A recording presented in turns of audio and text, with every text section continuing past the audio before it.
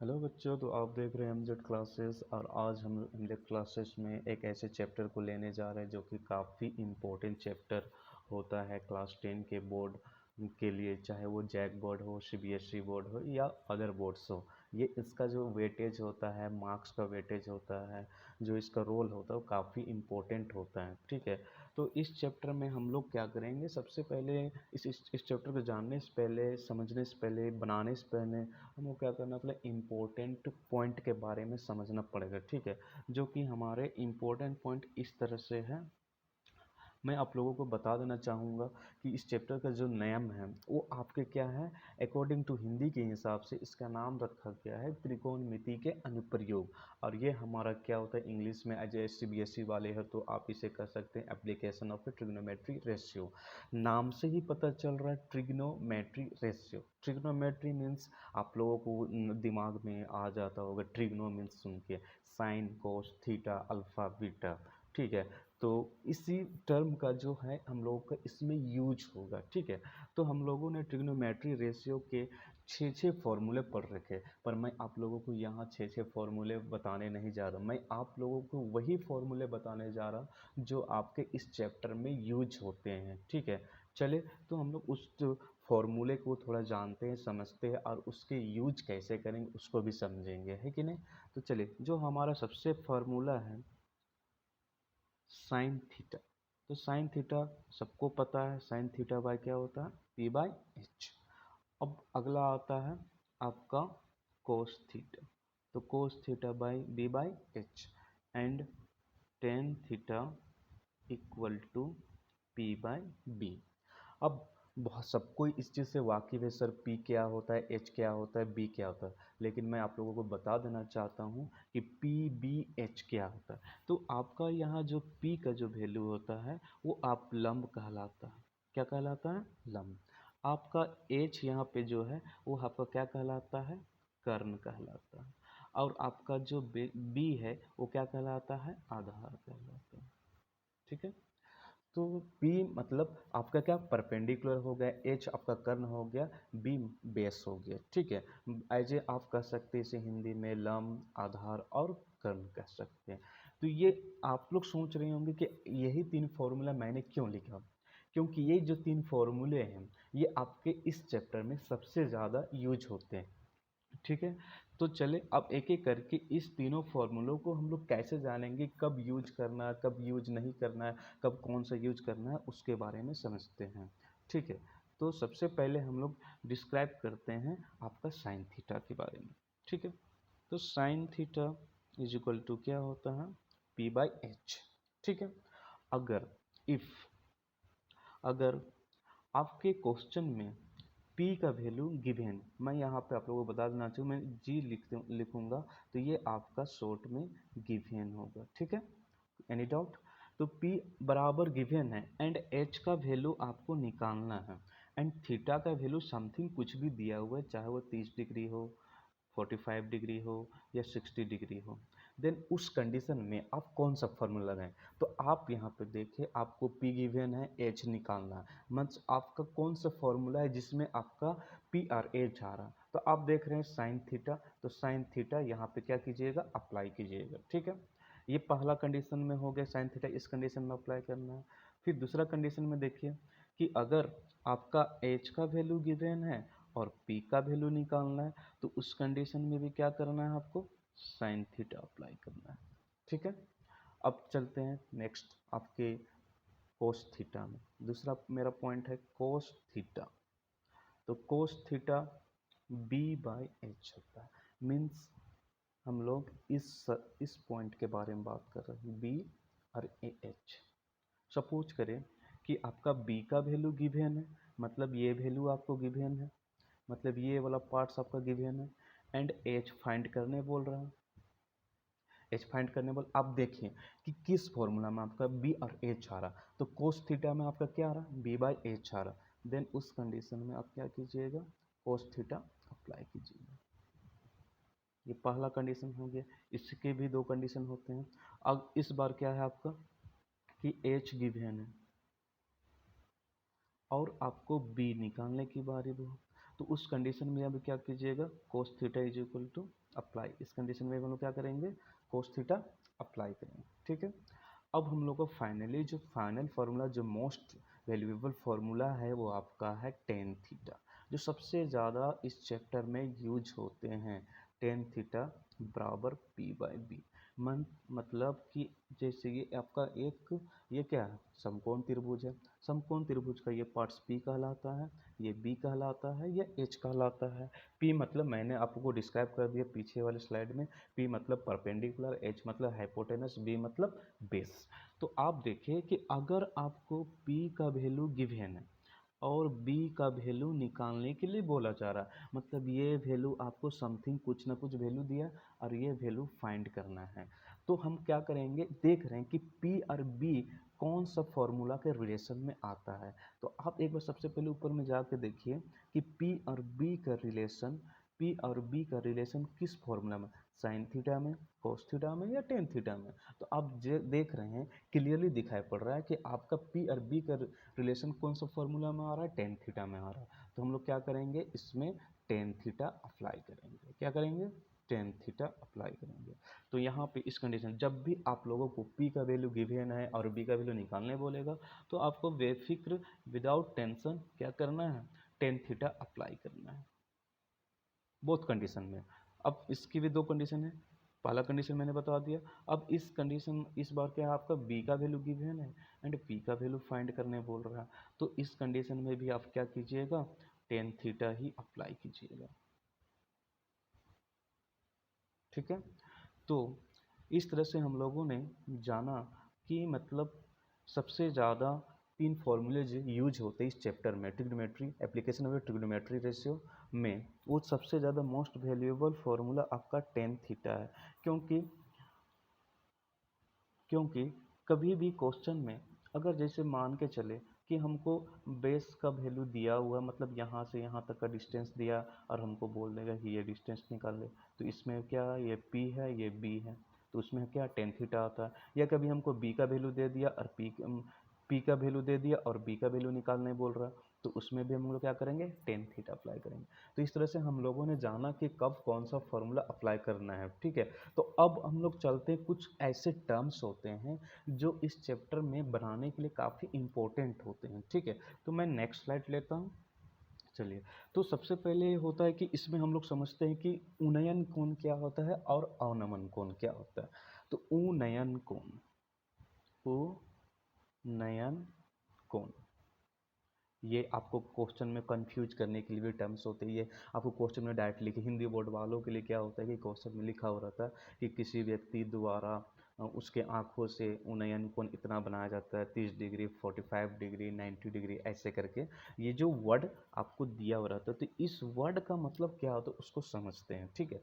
उन्नयन कोण, उन्नयन कोण कहने का मतलब, इसे हम इंग्लिश में क्या होता है, angle of elevation, angle of elevation. Angle of elevation का मतलब क्या होता है कि एक एलिवेशन मतलब एक स्लोप बनाए, मतलब क्या बनाए, स्लोप बनाए, ठीक है। जब ग्राउंड के साथ मतलब जमीन के साथ एक स्लोप बनाए और उसके मतलब क्या, एक एंगल बने, तो इसको बोलते हैं हम लोग एंगल ऑफ एलिवेशन या उन्नयन कोण बोलते हैं, ठीक है। क्या बोलते हैं, उन्नयन कोण बोलते हैं।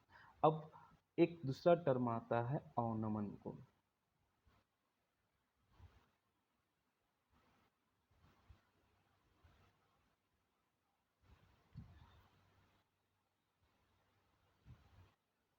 एंगल ऑफ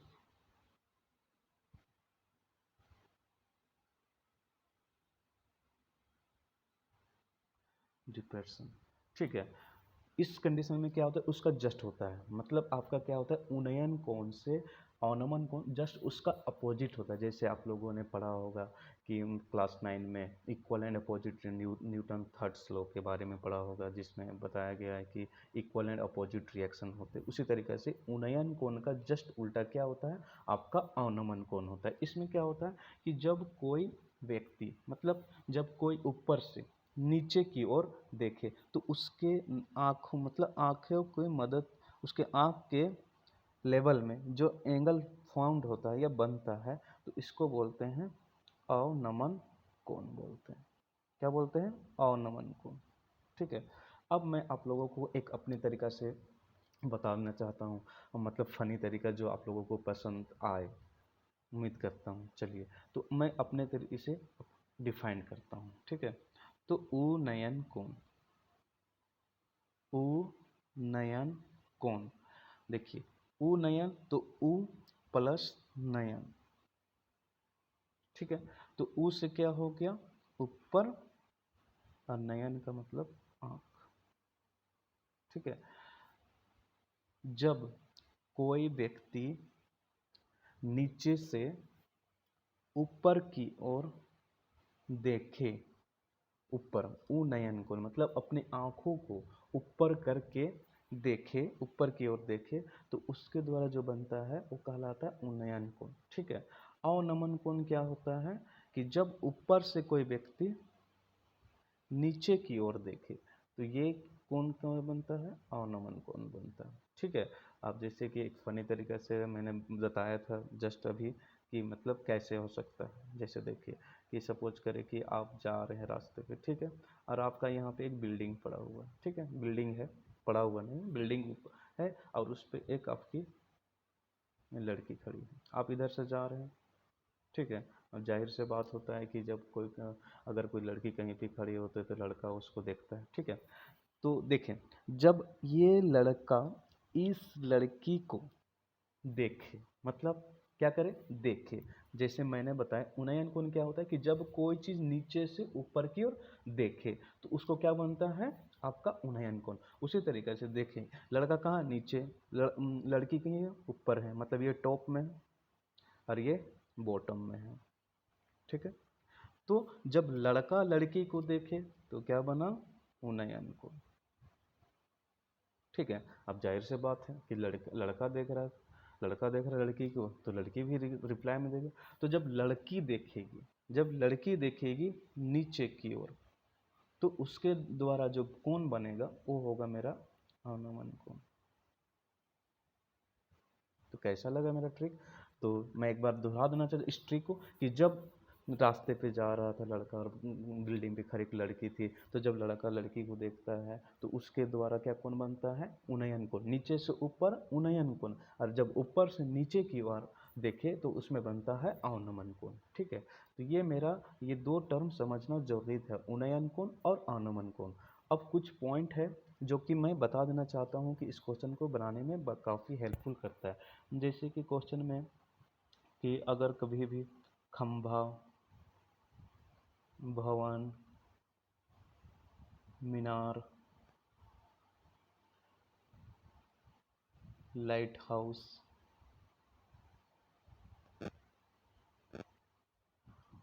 और ईटीसी, अगर ये सारे टर्म अगर रहें, तो आपको फिगर बनाने के टाइम क्या होता है? आपको एक सीधा line, straight line, vertical line से शो करना है। वर्टिकल लाइन मीन्स एक लंब वाले लाइन से शो करना है। ठीक है, लंब वाले लाइन से शो करना है। और आपको अगर कभी भी रस्सी या तार, ये वाले टर्म यूज हो, तो आपको हमेशा क्या होता है? एक टेढ़े लाइन, मतलब क्या बोले उसको, कर्व लाइन से शो करना है। ठीक है। अब जैसे कि होता है कि एक ट्रायंगल होता है, तो ट्रायंगल का सबसे जो नीचे पार्ट, सॉरी मैं ट्रायंगल नहीं लेना चाहता हूँ, मतलब यहाँ पे जैसे कि मान चलिए ये आपका बिल्डिंग है। ठीक है, या मैं ले लेता हूँ एक फ्लैग ले लेता हूँ। ठीक है।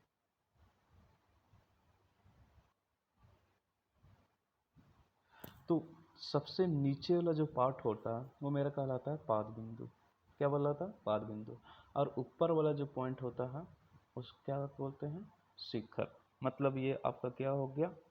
टॉप हो गया, और ये वाला मेरा पार्ट्स क्या हो गया? बॉटम हो गया। ठीक है। तो आपके क्वेश्चन में कभी भी ये टर्म दिया हुआ है कि पाद बिंदु से इतनी दूरी, तो पाद बिंदु ये जब भी पॉइंट आए तो आप समझ जाइएगा कि आपका क्या होगा कि वो किसी भी मतलब फ्लैग का या भवन का या मीनार का सबसे नीचे पार्ट्स का बात कर रहा है। और कभी भी क्वेश्चन में अगर शिखर का पॉइंट आ रहा है तो समझ जाइए वो सबसे पहले क्या बात कर रहा है? आपका टॉप टॉप लेवल का बात कर रहा है, मतलब आपके जो सबसे ऊपर वाला पार्ट्स है उसके बारे में बात कर रहा है। ठीक है, तो ये जो इम्पोर्टेंट पॉइंट थे, पहला जो हम लोगों ने पढ़ा कि कौन मतलब ट्रिग्नोमेट्री रेशियो की, त्रिकोणमिति के अनुपात का 3 फॉर्मूले जो सबसे ज़्यादा यूज होते हैं। आप दूसरे फॉर्मूले भी यूज कर सकते हैं, लेकिन ये जो 3 फॉर्मूले हैं जो काफ़ी इंपॉर्टेंट है, जिसमें से आपका टेन थीटा काफ़ी इंपॉर्टेंट है, जो सबसे ज़्यादा मोस्ट यूज होता है इस चैप्टर में। फिर हम लोगों ने दूसरे टर्म के बारे में पढ़ा, उन्नयन कोण और अवनमन कोण, जिसमें मैंने बताया कि उन्नयन कोण किसको बोलते हैं, जब कोई नीचे से ऊपर की ओर देखे तो उन्नयन कोण बनता है, और जब ऊपर से नीचे की ओर देखे तो अवनमन कोण बनता है। फिर हम लोगों ने तीसरा टर्म हम लोगों ने पढ़ा कि जब आपके पास भवन, मीनार या बिल्डिंग या आपका खंभा रहे तो आप लोगों को क्या करना है, स्ट्रेट लाइन से शो अप करना है। उसके बाद मैंने बताया कि रस्सी हो या आपका तार हो तो आप लोगों को उसको क्या करना है, आपको टेढ़े लाइन से दिखाना है। और मैंने ये भी लास्ट में बताया कि सबसे ऊपर वाले जो किसी भी चीज़ का सबसे ऊपर पार्ट्स होता है उसको हम लोग क्या बोलते हैं, टॉप बोलते हैं, मतलब शिखर बोलते हैं। और नीचे वाला पार्ट्स को हम लोग क्या बोलते हैं, बॉटम बोलते हैं। तो फाइनली आज हम लोगों ने बस इतने ही जाना, और अगले वीडियो में मैं आप लोगों को इस पे क्वेश्चन कराऊंगा, जिससे आप लोगों का जो भी डाउट होगा, जो भी क्वेश्चन से थ्रेट होगा, वो आपका दूर हो जाएगा। ठीक है, तो उम्मीद करता हूँ कि आप मेरे वीडियो को पसंद किए होंगे और अच्छा लगा होगा, और अच्छा लगा होगा तो आप क्या करें, इसे दूसरों के पास शेयर करें। ठीक है।